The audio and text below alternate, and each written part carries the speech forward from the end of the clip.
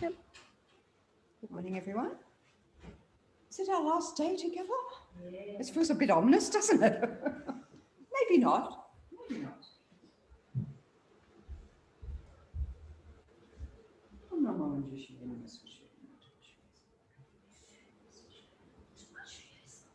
no.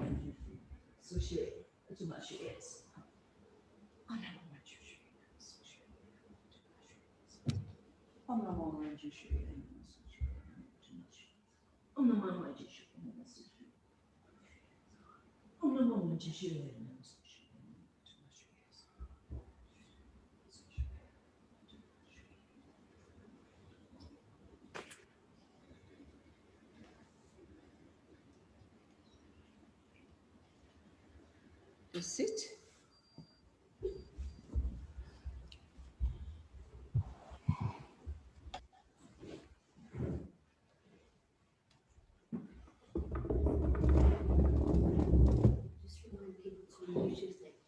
Could you tuck me in, so to speak? Thank you. Thanks, Mum. Just a reminder to people when you come on to Zoom, just to mute if you could as well, please. Thank you. Hi, Kate. Hi, Pauline, joining us online. And anyone else who's joining on YouTube today, because today we're live on YouTube, just to say. Oh, not just yet. Not just yet, we're not. Because prayer. Oh, no, not until probably when Geshe comes. Yeah, when Geshe comes. Oh, good. Okay. All righty. So here we are, as I just said. Welcome back, Virginia. So wonderful, wonderful. And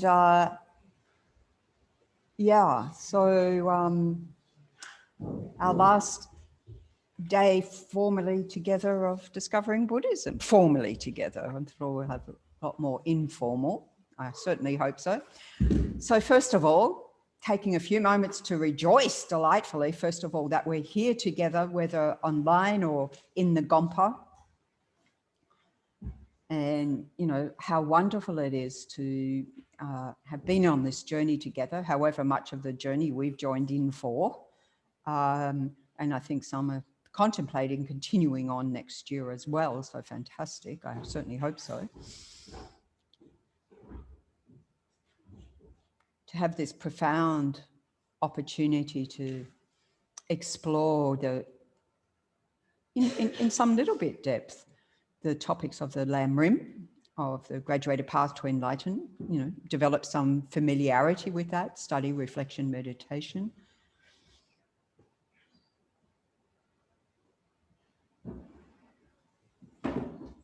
So we can rejoice in, you know, us having that opportunity and whatever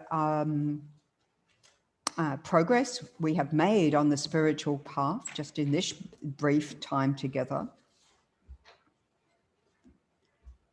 All those aha moments when the penny dropped, sort of thing. And then rejoicing in when others, you know, our fellow Dharma jewels, developing their Dharma understanding, their Dharma practice, studies, you know, realizations, without making that too huge, just the aha moments and so forth. Rejoicing in, you know, happiness of our family, our friends, our community.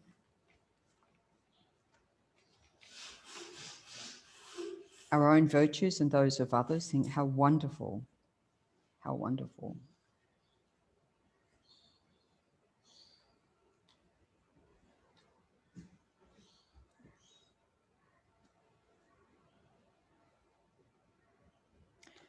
So as Lama Zopa Rinpoche says, by cultivating this limb of rejoicing, if we remember from the 7 limb prayers, one of rejoicing, we usually in our morning practice here pause there and take time to rejoice in our own merits, those of all other beings, starting family, friends, our community, and so forth.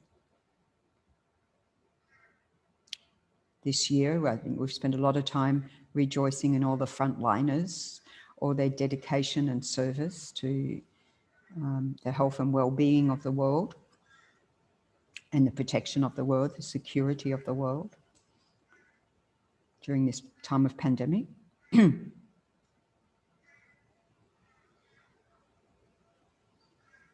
Or the Arya beings, ordinary bodhisattvas, Arya bodhisattvas, or the highly realized beings, our precious gurus, the Buddhas, having met the Buddha's teachings ourselves, which is itself is a huge amount of merit just for that. So as Rinpoche says, every time you rejoice, you're creating the cause for success in your Dharma practice.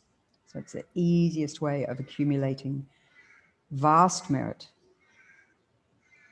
to develop that confidence and success to propel us on the path.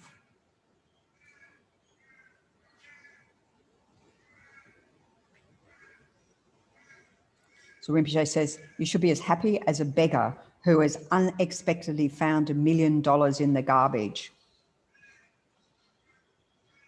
You can't believe it. It's like a dream. There is no way to experience happiness without good karma. It's a natural, dependent arising.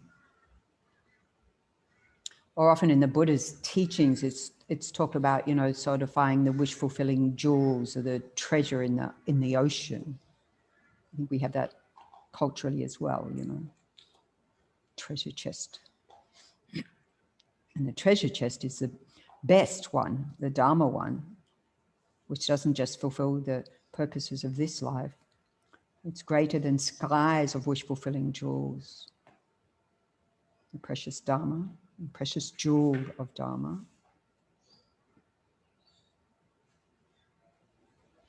So without our good karma, there's no way to experience happiness or success at all. All our happiness, from now up to the ultimate happiness, genuine happiness, enduring happiness, blissful happiness or full enlightenment, comes only from our good karma, from our merits. So it's extremely precious. How wonderful, how precious, how dear. How wonderful it is. I've accumulated so much merit in the past, in the present, and in the future. So contemplate that again and again. How wonderful, how precious, how wonderful, how precious, how dear.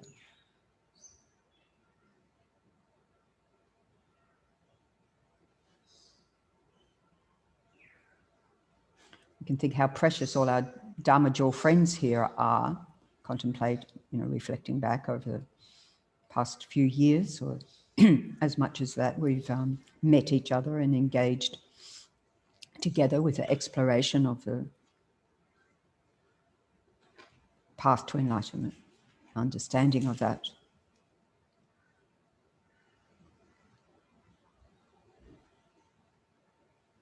Supporting each other in health and other ways, becoming good friends. And cherish those connections. May they continue in our hearts on and on and on up to enlightenment. Okay, folks.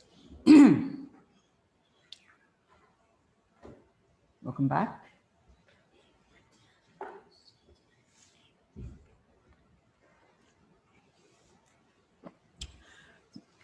So today we have two more elements to cover. One is the Lamrim retreat, and one is the Nyungnes, which is also a retreat. And also, of course, at 10:30, Geshe-la will be joining us. So I thought we, in this session, get started with looking at the whys and wherefores of retreat. So, as we know, the advice for completion of discovering Buddhism is, and keeping in mind, it's also Rinpoche's recommendation for our lives to engage in retreat on the Lam Rim. Rinpoche's, very strongly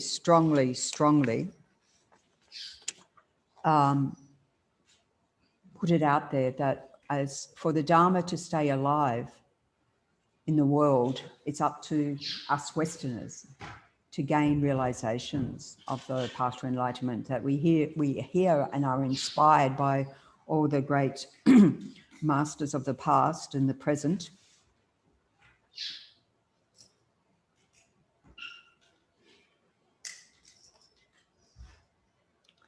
And for us, we can sort of go, I can relax, I can sit back. Well, we can't, says Rinpoche, because, as he said, those great masters are dying off, right? And so that, Tibetan Buddhism has been quite established for quite some time in the West now. The centre opened in 1974, so we're already talking about our 50-year celebration in 2024, right? We were having a conversation last Sunday, wasn't it, about that? So we're already planning towards that.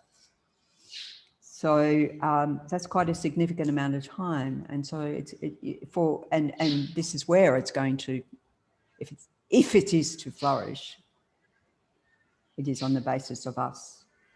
Okay. So Rinpoche, actually, Lama Yeshe says, sitting retreats are important. Oh no, sitting retreats. That's sitting retreats. Oh, we'll go back to that. Okay, so Lam Rim. So we do either the recommendation, of course, and when we read through the material from FPMT and it says, ideally we do the rite of passage and go to Copan, and it certainly has that feeling. But, I was just thinking this morning that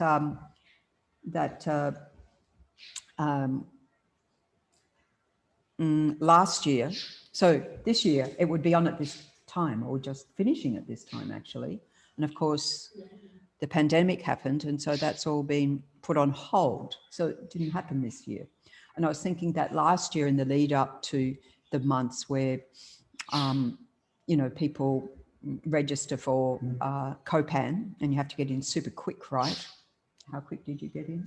What number were you? I think it was 5. Number 5. Leonie must have had her finger poised right there. And in 4 hours it was booked out. And 4 hours it was booked out. That's how competitive, or how popular it is. No, competitive in a good way. Like everyone knows you've got to get in. It's a great motivator, right? And there was, I would just say, not just that, somebody else who ended up on the wait list, and then they got an offer to join. And then they said, oh, no, it's okay, I'll do it next year. Well, next year didn't happen, did it? I mean, next year that did happen, but the course didn't happen. So we can be a bit like that, I'll do it next time, and next time may not come, as we can see. And we don't know when that next time will come. Of course, we want it to come as swiftly as possible. I think Nepal's starting to open up. I was reading this morning, the tourism. Yeah. But we still can't fly there. But so then, of course, the advice also, to either do as a home retreat or as to a 2-week retreat. And so we have that perfect opportunity here every year. And even somehow we've managed to just adjust our presentation of that. So in January, yes, we will have the 2-week Lam Rim retreat. It won't be perfect retreat conditions as it normally is, in the sense that we can't cater for everybody for that period of time, for the whole period of time. And so we're doing Monday to Friday.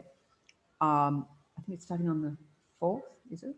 Anyway, it starts on the Monday to Friday, first week in January, and the second week in January will be we're still offering all the retreat elements, but we're saying we can't feed people for that amount of time. We have some delightful offers of, providing the meals, but we realized that if we took up that offer for the whole time, by the second week, we wouldn't be having any catering because it's just 2 people. It's not enough, right? So we discussed all the logistics and came to the conclusion that, okay, we'll do that Monday to Friday as the teaching component, still with the meditation, still with the discussion, still with the morning and evening practice as we always present. However, the middle week, the middle weekend, and then the subsequent weekend, we'll have 3 full days of meditation on the Lamrim topics. And so I'll be guiding through that. And then on the final day, this final Sunday, I think the 17th, I think it was the 16th, although I just saw that Sunday's the 17th, I think it's that day, if not the 16th, then the final day will be, as Geshe-la has offered in the past, refuge ceremony. And sometimes people also request bodhisattva vows.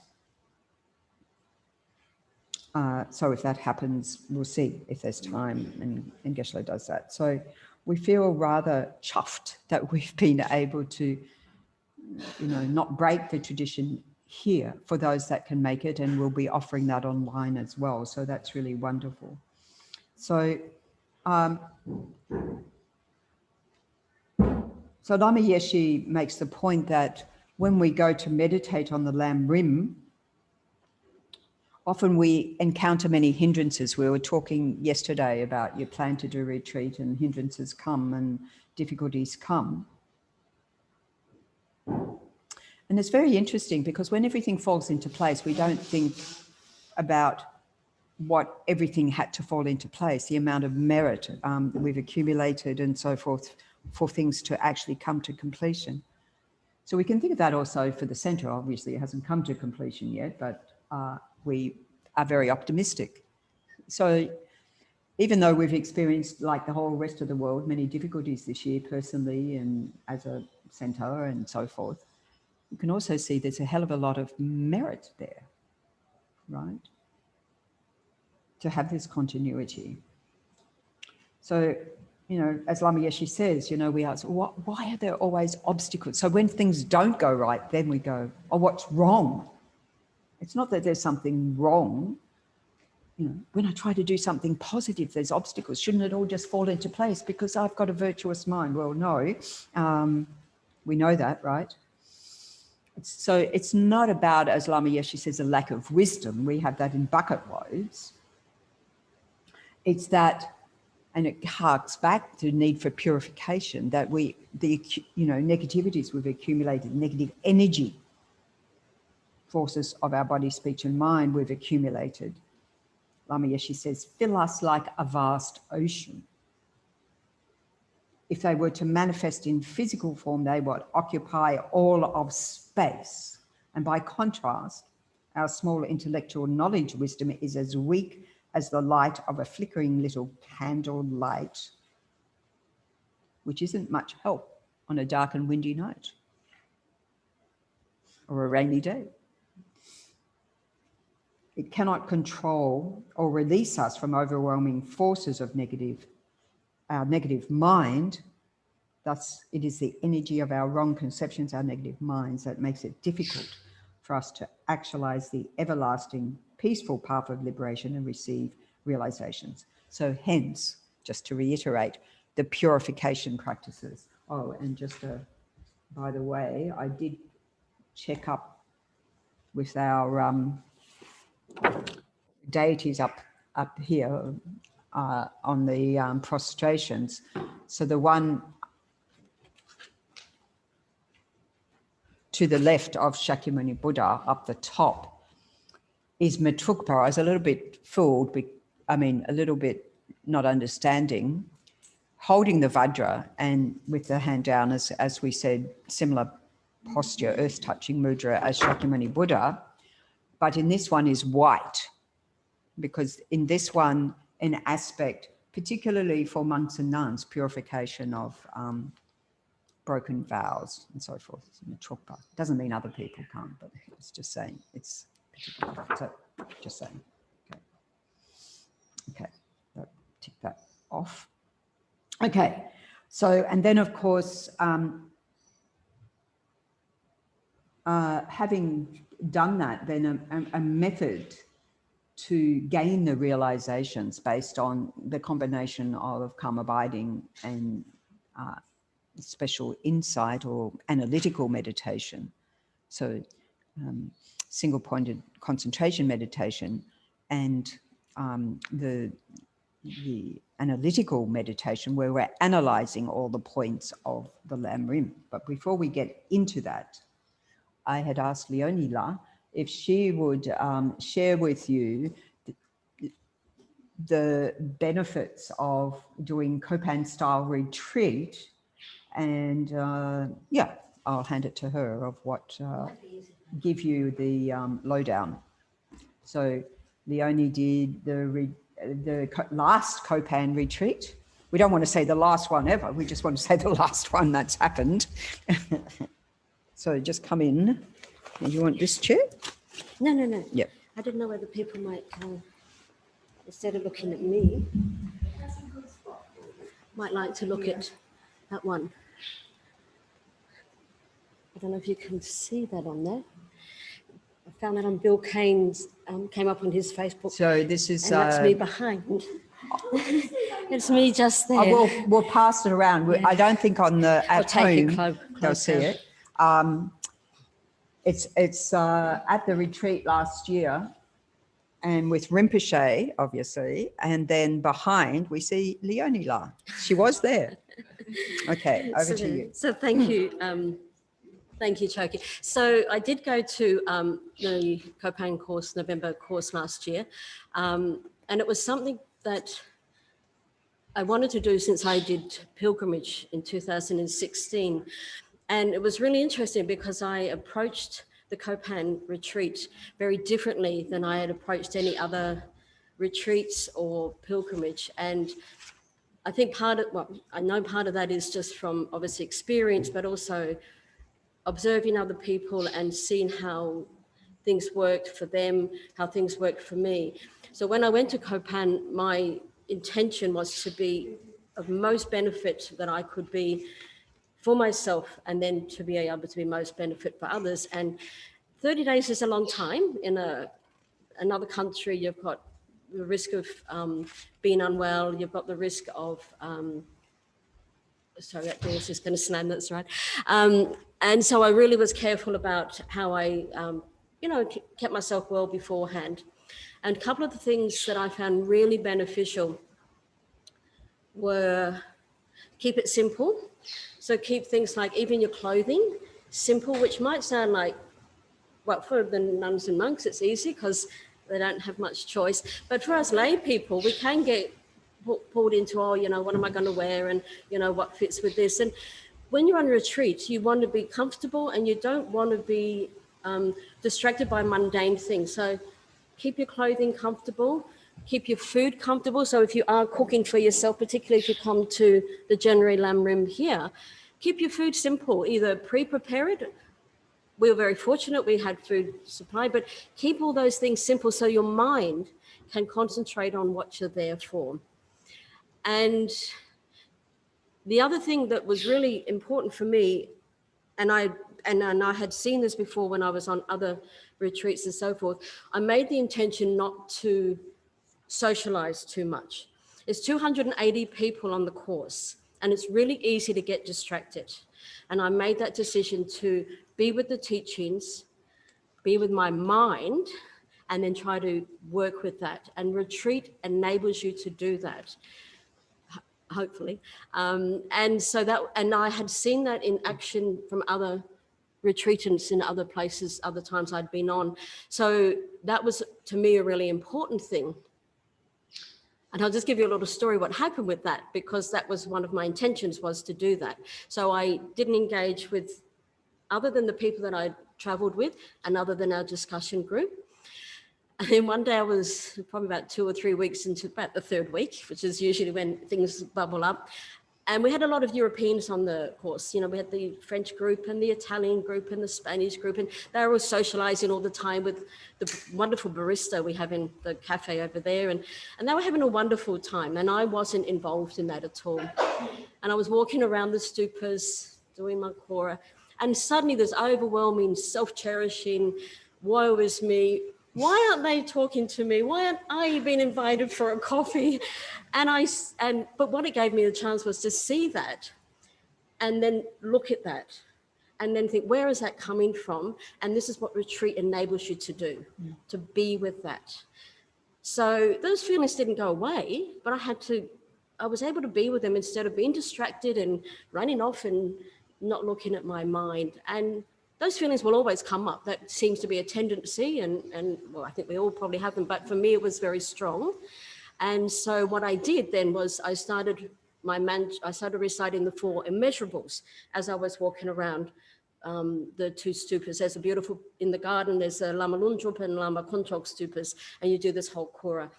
And so I did the 4 immeasurables, you know, may all beings find happiness in the causes of happiness. May all beings be free of suffering in the causes of suffering. May all beings never be separated from happiness that has no suffering. And may all beings abide in equanimity, free of attachment and aversions that hold some close and others distance. I recited that and I recited that. And it became my mantra.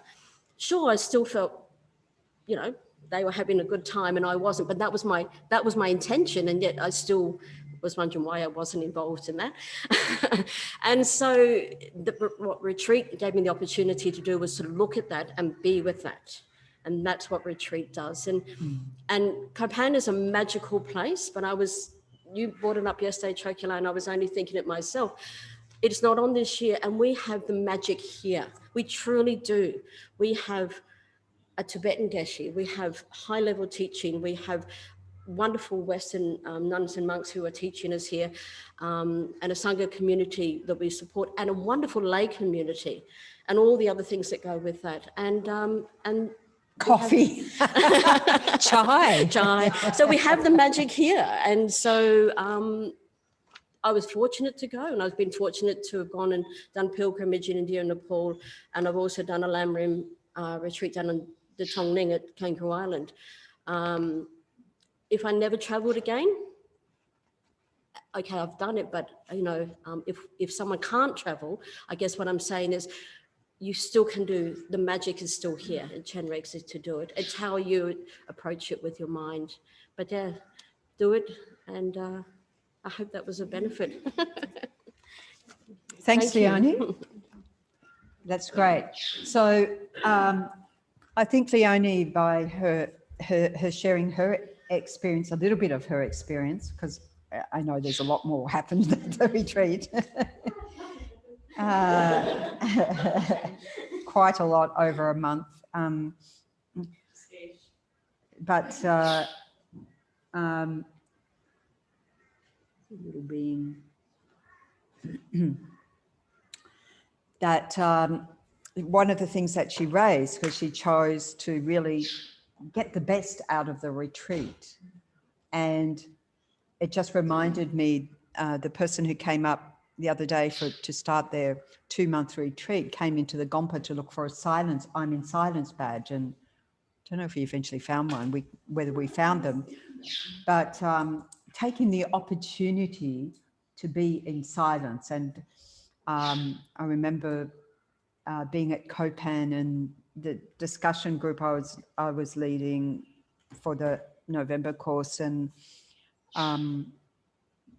most of that group, because I had a group of students who, you know, had done a few retreats and done a bit of study, so they weren't real beginners. They were sort of grouped into, I think they were called advanced, but not, anyway, whatever. It just meant they'd done a few years of study and practice. I mean, they knew a few things, right? And so they pretty much all decided to go into silence day one. And after maybe 3 or 4 days, I said, so how's the silence going? You know, when we had our discussion group time, how's the silence going? And they said, oh, it's terrible. People come up and they see you're in silence. And then like, oh, you're in silence, and then go blah, blah, blah. So we do have that sort of mindfulness of us not interacting with others when they're in silence. So if you see someone walking around here, anyway, with or without the silence badge, and doesn't make contact with you, then maybe don't make contact back. And I remember this being in New Zealand at Mahamudra Centre, and there was a nun there who'd been in long retreat, and so you got told as soon as you came to the centre that we'd see her doing kora and walking exercise, you know, in the afternoon, but, you know, let her be type thing. And so it was very inspiring to see that actually happening, you know, people doing seriously, you know, sort of doing retreat is wonderful, great inspiration. So, so just a little bit from Rinpoche on the benefits of retreat on Lam Rim. I think this is the best thing you can achieve in the entire world, right? So we have, like in our education programs, like for the basic program, for example, the basic program is organised so that there's a 3-month retreat at the end of that, and one of our nuns is doing that currently, which is sort of like a review retreat, and then, you know, you do the exam, and that takes a few more months. So then she's going to Datong Ling to, I think she's thinking of 4 months. So how amazing. Doesn't have to do that much to complete. For the master's program, it's 1 year. So for DB, it's 2 weeks. Well, you know, we just put it in perspective, okay? So through study and practice are key to making the mind familiar with the path to enlightenment. It gives a real taste of Buddha Dharma. In this way, you become the real inner scientist. Even in the great monasteries where there is extensive learning on the path to enlightenment, after they finish exams, there's no such thing as organised retreat on Dharma subjects they have studied. And this is true. I remember Geshe-la, when we had the first Lama Tsongkhapa Guru Yoga. Oh, no, it wasn't then. It was the Yamantaka retreat 2015. And Geshe-la said, right, I'm going to attend all the retreats now. He said, I'm coming to the Vajrasattva end of year retreat. He didn't actually come to that. He said, we don't get this opportunity, didn't get that opportunity in the monasteries. And I guess we have a perception that you would have those opportunities. But I think at Sarah J, there's certainly the group that does the Hayagriva, every year. And I remember Geshe Samton saying, you know, from a young age doing that, it was sort of like obligatory every year to do that, but very little, no opportunity to do it on the text that you've studied. So it has to be a self-guided thing. So here we are given the opportunity, we're given everything here in this place. So that's quite amazing. So Rinpoche says, this fits with Lama Tsongkhapa's advice. First, you should seek extensive listening of the extensive scriptures. In the middle, all the extensive scriptures should appear as advice, in other words, practice. So you get the study because you have to know what to retreat on. Sometimes it's not to do first thing. You know, people go, oh, I want to go on retreat. Well, what do you want to retreat? What's going to be your retreat? What are you going to retreat on? Oh, I don't know, just go on retreat. No, you're not going on retreat like that because it's a recipe for failure. You've got no guidelines. You've got no structure. Here we have the structure of the Lam Rim. We've been following that and, you know, sort of informing ourselves of that over the past couple of years. And And one of the advices, if you're doing at home retreat, we have, an outline given us there, what to do, day 1, day 2, day 3, and it goes through the whole of the Lam Rim just in 3 days. So this was taken from that presentation that we have is from the, we would have looked at in Presenting the Path way back, way back, 2018. Rightio. So, but it gives you a good framework for how to approach that as a meditation retreat. And then, as I said, Rinpoche strongly advises people to actually, Rinpoche has said if those that want to do lifelong retreat, Lam Rim retreat, Rinpoche will support them to do that. It's a huge commitment, and we're probably not ready for that quite at the moment, but if anyone happens to be, it's a good thing to know. And that Rinpoche did ask Khandrila to be the mentor for those, the spiritual guide for those doing long retreat. I mean, it makes you. But I remember when Khandrila was here in 2014. I don't know if anyone was here. So Khandrila met with the monks and nuns at our request. And there was a request coming for Khandrila to lead retreat, like a day to retreat or whatever. And Khandrila was like, you do not want to do retreat with me. You have to start at 3 a.m. And everyone took a sort of breath in. So just a word of warning she was giving, which is a tradition. It is the tradition in terms of a session before sunrise, etc., etc. So we're a little bit less, a little bit less early here. But for example, when we do the Vajrasattva retreat, we give the offer for the precepts when we do Nyungne as well. We'll talk about that when we talk about Nyungnes. Because I want to just focus on Lam Rim for now. And anyway, so I guess when we do the Lam Rim retreat, there's no reason why that couldn't be offered because everyone's doing their own food anyway, so we're not having to coordinate a cafe. I don't know if we can do that for the meditation days, but if there was interest, we could ask. Anyway, so to take those opportunities to really, as Leonie said, she immersed herself in the retreat and got the most out of it because of that. And yeah, the stuff comes up. That's a sign of retreat. Illness comes. That's a sign of purification. It's just like, yep. Like if everything it just is amazing, as it said, you're probably not doing it properly. Okay. So in the middle, all the extensive scriptures, still on Lama Tsongkhapa, should appear as advice, in other words, practice. At the end, practice all day and all night, okay, advanced technique. I dedicate it all to the flourishing of the teachings of the Buddha.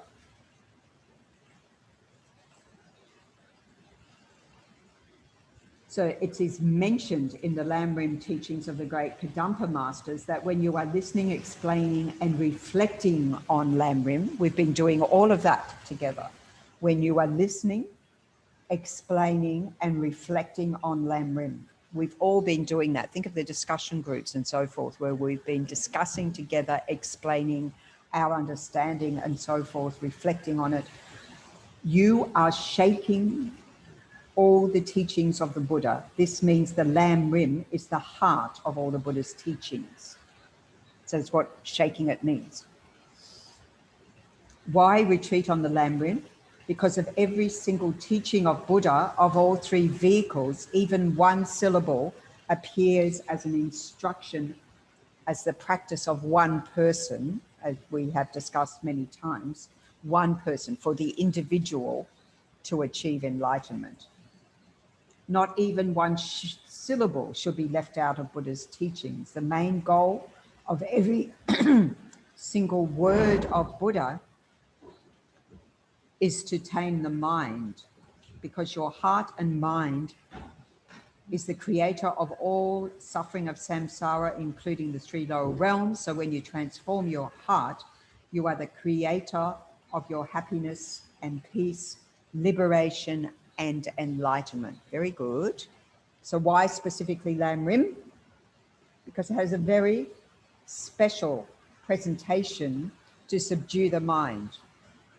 The cause of all suffering of all sentient beings, from where all suffering and problems come now and in the future, is the mind. If you analyze throughout your life, this will become, you will see this clearly. And Rinpoche also says, I know how much people understand the Lam Rim by their behavior. He's not saying when they're sitting in the Gompa looking holy. He's talking about generally observing our behavior, our understanding by what we do. So watch out, the lamas are looking. Just saying. And they don't miss a beat. Absolutely do not miss a beat. Okay. And then, as Rinpoche says, whatever you do, and Geshe was talking about this also the other day, if it does not subdue the delusions, it is not Dharma. If it does not subdue the delusions, it is not Dharma. So if we find we're getting worse rather than better, I mean, more non-virtuous rather than virtuous, more habituation to the non-virtue, we could say, I'm not practicing actually. I'm not actually practicing. It's not, the Dharma's not working for me. It's not, I'm not doing the work. So it's a good test. So again, this Rinpoche, I mean, this is an irresistible request. So from the bottom of my heart, with both my hands, with my 10 fingers together and joined at the heart, I think of you all. I thank all of you billions of times. What you have done is the best gift, the best offering to all the Buddhas and Bodhisattvas. Doing this kind of retreat, taming the mind through the Lam Rim, is the best offering, the best to all sentient beings, and the best way to bring world peace. Now, we don't think like that, do we? My practicing the Lam Rim, my gaining realizations of the Lam Rim, is the best way to attain world peace. It's true, isn't it? We don't think like that. So that's Rinpoche's request from the bottom of the heart. And I'm just seeing what else it says there. Okay, so Rinpoche says, our advice for the Lam Rim retreat is, if we were doing at home, we can take one of the Lam Rim prayers, 3 principal aspects of the path, foundation of all good qualities, songs of experience or lines of experience, it has multiple names, all of which we have had the offerings of the teachings of in the past few years from Geshe. And this January, again, Geshe will do retreat, Lam Rim retreat, on the foundation of all good qualities, using the text foundation of all good qualities. I think one of you, 2 of you may have by now memorized it, correct? Congratulations, Venerable Yang Shenla. She's our Gold Star pupil. I mean, she is the Gold Star. I'm not going to put her to the test, because she'll get nervous then. But thank you. But good to know. So it's on page 249 for those of us who don't have it off by heart. So also to say that during the Vajrasattva retreat, we also, when I inherited the lineage of how the Vajrasattva retreat was run here some years ago, and it alternated between, I think, 3 principles and foundation of all good qualities. When we did the 3-month Lam Rim retreat here last year, and we focused, I think a couple of times we did the 3 principles. We did do it a few times, but we focused on the foundation of all good qualities. So we did a 3-month retreat, And so every topic of the Lam Rim is here in these 14 verses, right? So it gives you a very good structure. I also mentioned, by way, of course, for the November course, the extended Lam Rim outlines also gives you a wonderful structure. Just making sure I haven't made any notes in here. And for anyone seriously considering retreat, that's my proviso on the Lam Rim, these are going freely offered. Serious. Anyway, I'll leave the other one here, serious retreatants. So it provides a very good structure, as I'm sure Yonila can tell you. Yes. And we have looked at various aspects of that, those of us who've been doing the whole of the Discovering Buddhism program together. So, or parts of. So we haven't referred to it every single module, but many modules we have referred to it because it gives you the headings and then it gives you what to think about. And so that becomes the basis of your meditation practice. And in Karen's experience over all these years, she put that together. Yes, Venerable Karen yeah, Vallum. It's just, Yeah. she's the go-to person. She is totally the go-to. Actually, she would be a good person to guide you in your retreat, that's for sure. She's totally go-to. Fantastic, inspiring. She lives and breathes Lam Rim. She does. Totally, totally. I was thinking after that, the official Lam Rim retreat, it just taking me a few days myself Yes. to pick a topic or something because we'll be moving on fairly quickly. We will be moving on fairly quickly. But pick one that sort of caught my mind, flag it, and then at the end just do a few days on that just myself. Yes. So Venerable Wangmo is reflecting that after the retreat in January, she has a plan to continue on to do some meditation retreat on one of the topics. So may I suggest number one topic, foundation of all good qualities, kind and perfect pure guru. So why? Because it's the foundation of everything else. So this is this is in an order for a reason, right? And so the order is presented out, and that's in fact the order in which we've done it during Discovering Buddhism, you may or may not have noticed, because the first of all, we start with mind and its potential and how to meditate, and then presenting the whole overview of the path, and then go into detail each topic in order. So when I was at Copan and I didn't get to speak to this guy, one of the participants, until after the retreat, because he indeed was in silence the whole time. There was a block of, I think I've asked Leon, is it still there? The mud huts, house, mud brick ones. Yeah, just a little strip. And so I was at one end, he was at the other end. And I would hear him doing his practice early in the morning before the early morning practice. And late at night, after the late at night practice. So I got to talk to him afterwards, and he had just come back from retreat on Lam Rim. And Lama Lundrup had previously, at a previous time, advised him to go and do retreat on Lam Rim. And so he went to Ladakh for 4 months to do retreat.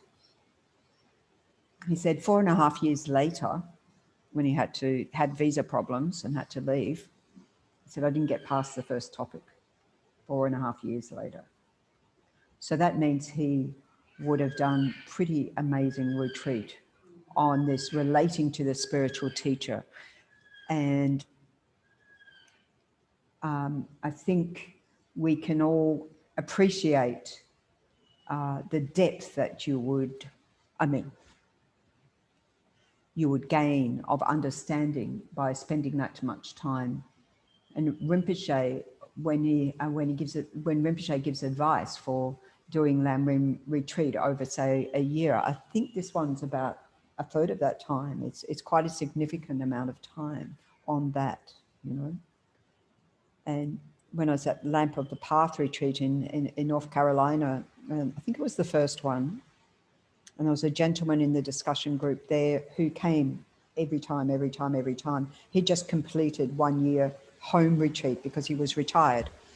1 year Lam Rim retreat following the Lam Rim outlines. And he was contemplating, he sort of thought, what do I do now? And he said, I think I'll just do it again, another year. Because he had the time, he had the opportunity, and he was in pretty good health, you know, certainly in good mental health. He left the retreat, got knocked over by a vehicle and died. You know, used to like, I mean, if you're going to, of course, we're all going to die. So one, you know, dying, having just left a retreat with Rinpoche, having done 1 year Lam Rim retreat and planning for your next one, I think is pretty cool. I mean, given that you're going to die anyway, right? Which we all are. So taking those opportunities, as Venerable Wongmo suggests, you know, after the retreat to take some extra days there, as much as the body will allow, but, you know, taking the opportunity and is wonderful, wonderful. So I would just suggest starting out this one. So I was thinking we could have time to have a quiz on all the topics, but perhaps not. Okay, but this is an important topic. What is correct devotion to the Guru? It's the root of the path. We need it. What is correct devotion to the Guru? Obeying their advice, following the teachings. Yeah. Yes, making offerings, offering service. And what's the best offering? Practice, practice, practice. Okay, there's a lot more involved there. So as you go through, just think. And, you know, Geshe-la will be teaching on this in January, give you more commentary. So when you're doing your few days retreat, reading the commentaries as well. So you've got the time of reflection, you've got time to read commentaries, Lama Tsongkhapa, well, the go-to. So at the moment with Geshe-la on Fridays, the middle length Lam Rim gives you a nice structured outline, and Geshe-la's just, he's completed that topic, and now it's on precious human rebirth. Next topic, understanding that the precious freedom of this rebirth is found only once is greatly meaningful and is difficult to find again. So it tells you what points to meditate on right there, right? You can elaborate in more detail, but you've got your topics. Please bless me to generate the mind that unceasingly day and night takes its essence. What's the essence of this precious human rebirth? It's not chocolate cake, just a hint. We have Buddha nature. We have Buddha nature. Yep. Precious human rebirth is very difficult to get. Very difficult to get. We won't have, we assume next time when I'm born human, which we assume is going to be our very next life, but not unless we create the conditions for that. Take the essence of this life. In other words, use all our leisures and endowments, which are what?